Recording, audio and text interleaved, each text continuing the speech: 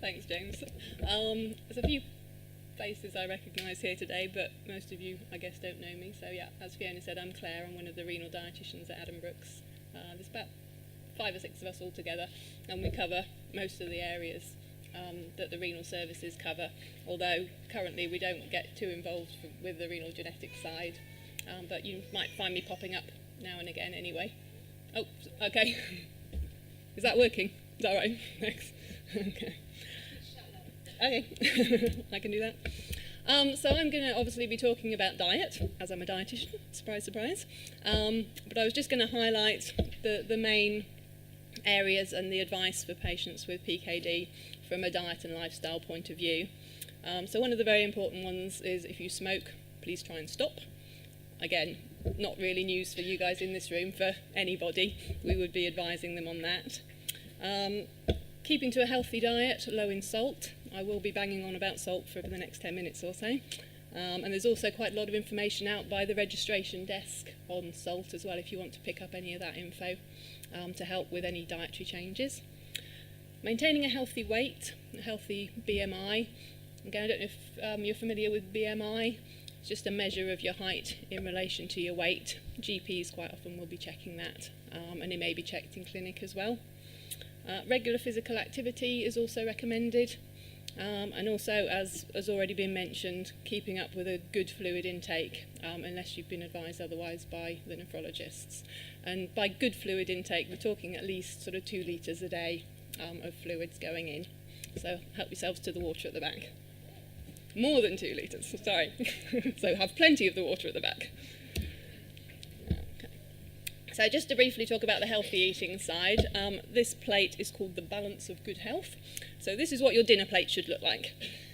So you've got a good proportion of fruits or vegetables on one side, good proportion of your carbohydrates, so bread, pasta, rice, potatoes, and then smaller portions of your protein foods, so your meat or fish or alternatives, your dairy products, and then the tiny bit right at the bottom is all the nice stuff, like the sweet stuff and the chocolate and that kind of thing.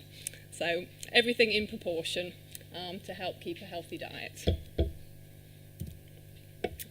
That's a BMI chart, so you can see where you fall in that, your height for your weight. And again, you may well have seen these up on the walls in clinics or at your GP surgeries. So we try to keep in the kind of OK range, which is the yellow bit, if you possibly can. Okay, so I said I was going to bang on about salt for the rest of my time, so I shall do that now. And again, we've already heard about the importance of blood pressure control. Obviously, medications can be very effective in controlling your blood pressure, but keeping to a low salt diet is also very important as well. And the reason that that's important for the people in this room is that there is a greatly increased chance of raised blood pressure in PKD. And according to the research I did, half of people aged 20 to 34 with PKD have raised blood pressure, and pretty much the majority of people with PKD will develop raised blood pressure at some stage, which is why as soon as you walk through the clinic door, that's pretty much the first thing they do, is check your blood pressure. And again, as already been mentioned, raised blood pressure can damage your kidneys and increase risk of heart disease and stroke, which is why it's important to try and keep on top of that. And obviously, if you're prescribed medications for your blood pressure, then do make sure that you're taking those regularly, or if you're having problems with them, discuss that with your doctor. Okay, so do you know how much the recommended maximum intake of salt is per day? 6 grams. Very good, excellent, 6 grams. That's fantastic. That's not a lot. So as my lovely assistant here will pass round, so you can see the amount in this little pot here is 6 grams. And that's a maximum. It's not a target, it's a maximum. So you don't need to be aiming for this much. You need to be aiming for less than this ideally. Make sure that's not added salt. That's actually salt. Yeah. Which Yeah. is already in the food. Exactly, yeah. Go on to mention that next. No, exactly. No, I do say that on my next slide. So it's not a lot of salt at all. And, as just pointed out, about 3/4 of the salt that we eat is actually already in the food that we buy. So there's not a great deal of control that you can have over that, apart from doing the things that I will go on to mention in a minute. And then the rest of that is what you be adding at home in your cooking or to your food when you sit down at the table. So that 6 grams, as I'm sure you can see, it's not a lot. And if the majority of that is already in your food, then we've got some work to do to try and keep to that sort of level. Does anyone know actually how much salt the general UK person actually does eat? Did I hear an 8? Yeah, so about 8 to 9 grams is actually what the average intake is in the country at the moment. So we're not doing terribly well for that 6 grams. So we need to concentrate that and work hard on trying to cut that down. So how do we do that? Like I said, there is some information over by the registration desk, so please do pick some of that up. Obviously, one of the easy things is trying to not add salt to your food at home. That is still going to have an impact. If you must, add a little bit in your cooking, but if you can do without that, then obviously that's fantastic. And use alternatives to salt, alternative flavourings, peppers, salt, pepper, herbs, spices, vinegar, all those sorts of things are absolutely fine to use. Lemon juice, anything like that. As long as it's not got salt after it, like garlic salt.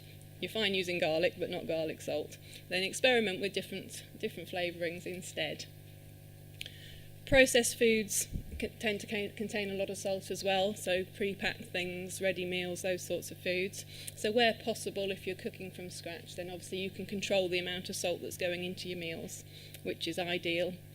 And then if you are out shopping and you're looking at things, then having a good look at the labels is very important.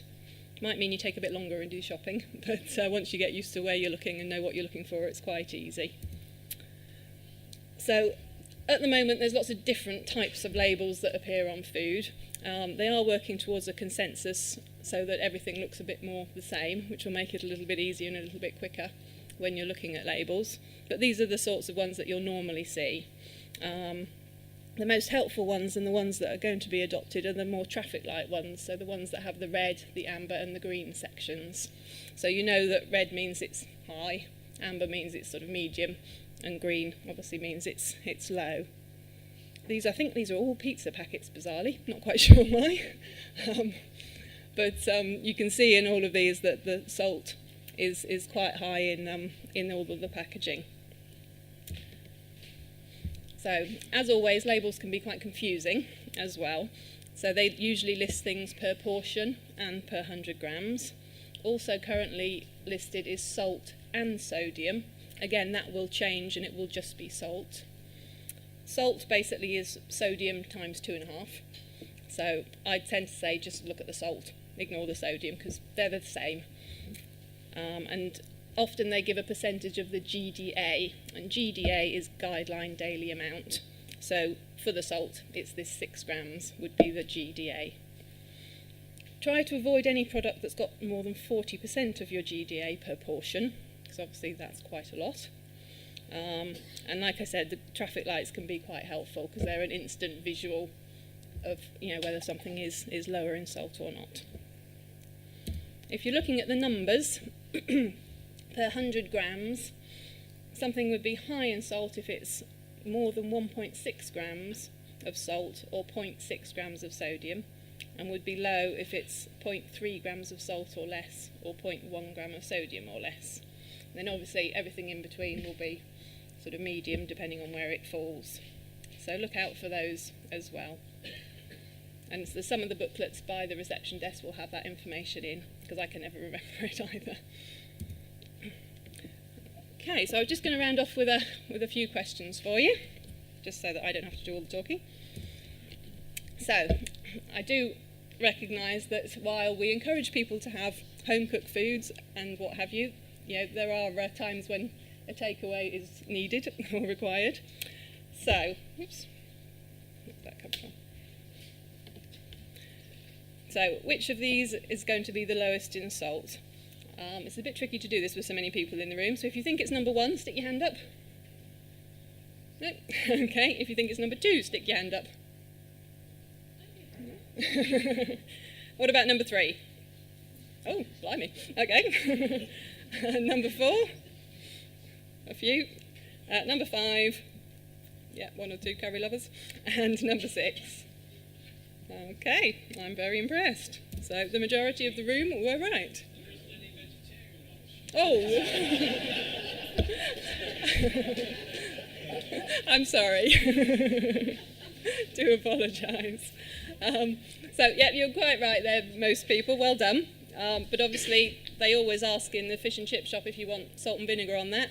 So just practice saying, just vinegar, thank you. And then you'll be fine. Okay, see how you do with this one. How much better are reduced salt versions of foods? So you can get things like reduced salt baked beans, reduced salt ketchup. I'm sure you've seen those in the supermarkets. But how much reduced are they? So who thinks number 1? No? Oh, a couple of people. Okay, number 2? They'd be conning us if that was right. Number 3? Okay, number 4? Or number 5? Okay, so most people think it's variable. Well, actually, it is defined, and it is 25% less salt. And actually, if it says low salt, low sugar, 30% less sugar as well. But just remember that doesn't necessarily make it low salt. It just makes it lower in salt than the original thing. So it could still have quite a high level of salt in the product, whatever it is, even though it's a reduced salt product. But it will be 25% less than the standard product. Okay, and the last question. Which of the following would be classed as high salt? So that's more than 1.6 grams per 100 grams. So who thinks number 1? No? Okay, number 2? Number 3? Yeah, standard variety baked beans. Number 4? Okay, and number 5. Okay, so kind of pretty even across all of the ones there, which to some extent you are right, because... Trick question. So they all do have over 1.6 grams of salt per 100 grams. So that was all I was going to say about salt today. You will be having a fairly low salt lunch, I believe. So I hope you enjoy that. And does anyone have any questions? Okay, a forest of hands. Before we move to questions, there is one topic about lifestyle that actually people don't often ask about, and I wish they would, and that is a question of sport. The bottom line answer, I think, is if you have 27 centimetre length kidneys, then you probably shouldn't be on the rugby field. If your kidneys are smaller than that, then keeping fit and exercising, just like everybody else, is really important. And there are body armours available for some sports. So that's my input into the lifestyle question. Right. Thank you. Can you recommend any retailers that would only produce low-salt products? My local Sainsbury's, probably 90% of the products they make, I cannot purchase as a PKD patient. Okay. Short answer is no. I don't think there are any. I mean, as a rule, the majority of the supermarkets are working hard to reduce salt in things. Certainly bread, the amount of salt in bread has reduced quite significantly over the past few years. They've been gradually bringing it down. But apart from perhaps some sort of more whole food type shops, then there's not one large retailer that I'm aware of that's any better than any of the others. It's going to be a case of looking at the labels and seeing what you can do, and perhaps even having a word with the store if it's one you go to regularly, because they are being lobbied very much to reduce salt in food. And if customers are then saying as well, I can't find anything, then it's worth giving them an extra push. But hopefully that will improve as time goes on, because it has already improved to some extent. Hi. Go ahead.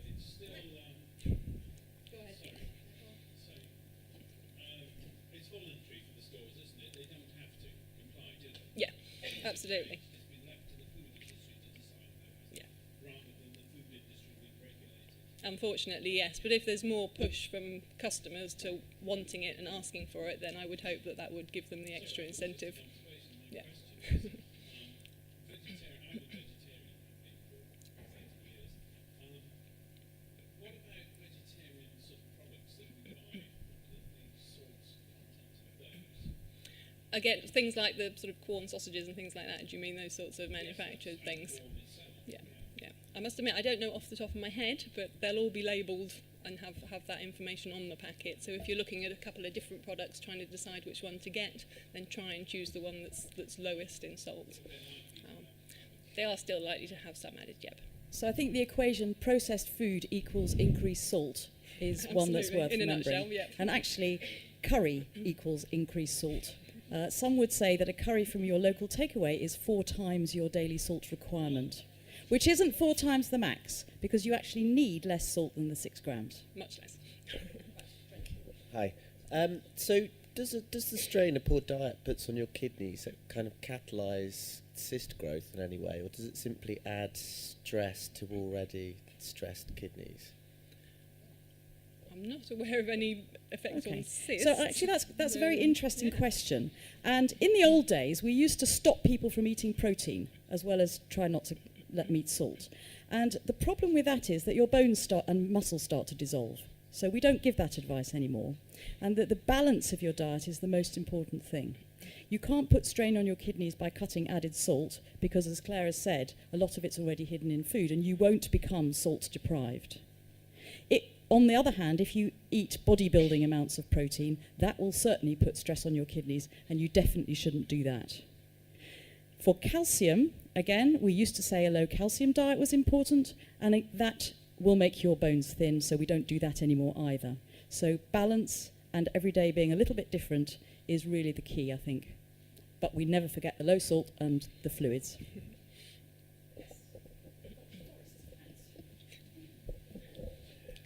Going back to the BMI, why is it never taken into account that fact majority of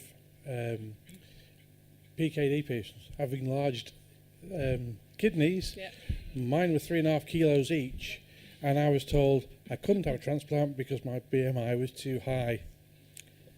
Did they? If they know how heavy your kidneys are, then they should just take that off your weight and use it as your proper weight. But yeah. So I think that's a very important point, and it's something you need to remind the transplant assessment team if and when you get to meet them. Because we often say to patients in clinic, you aren't fat, your kidneys are heavy. I think on that point, at this recent meeting, to come up with really good, solid guidelines for management, that point was made by so many different people. And that if you, in the sort of the pre-transplant period, if you have imaging or scans of your tummy, actually we do have quite a good idea from measuring your kidneys what their volumes and hence potentially what their weights are going to be, and that should then be subtracted from your body weight to come up with an accurate BMI. I think people are pretty much in agreement. No, but it should be. And these guidelines have somehow just got to filter out and get around, but you are absolutely right.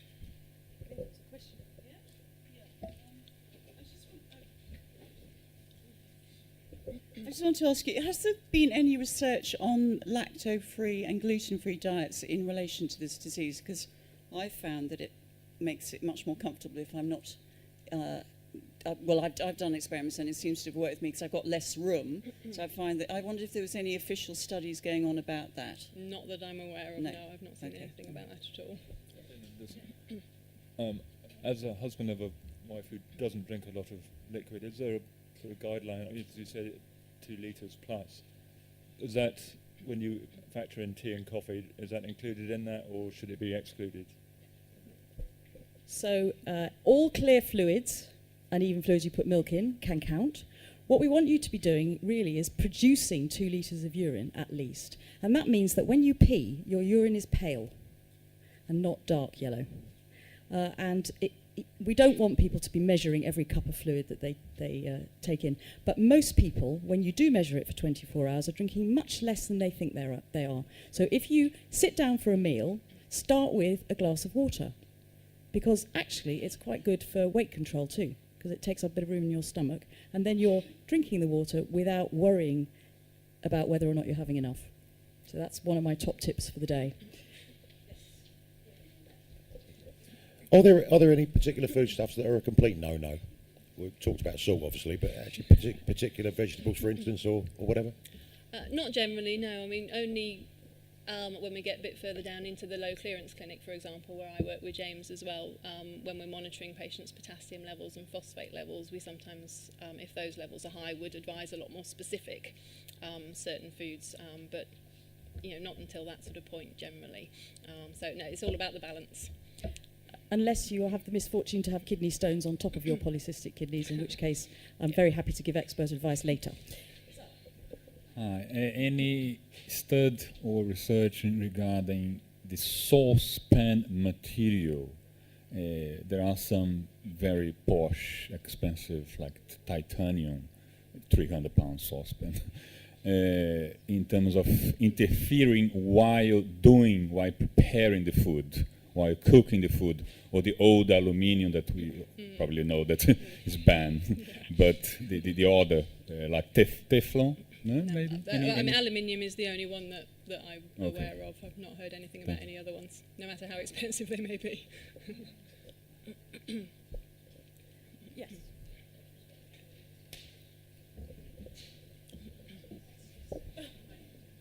Are there any food items that would interfere with your blood pressure medication? I've heard this about grapefruit. Yeah, so grapefruit tends to be the one, but obviously your pharmacist or doctor will let you know if there is anything in particular.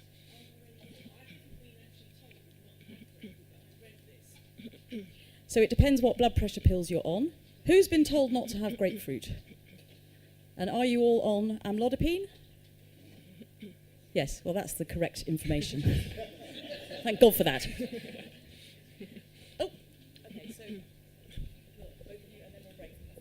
Would you like to say something about the threats from or benefits of low salt products? You mean LO salt? So LO salt being potassium chloride. Indeed, yeah. It's actually not something that we generally recommend to our patients, mainly because, again, when renal failure or renal function sort of declines, we can run into problems with high potassium levels, and as Fiona said, it's potassium chloride. So we'd much rather people focused on actually reducing the sodium chloride in their diet, because if you're using the low salt as well, you're keeping that taste for the salt, whereas actually we need to re-educate the taste buds to enjoy the pepper and the spices and the herbs and those things instead.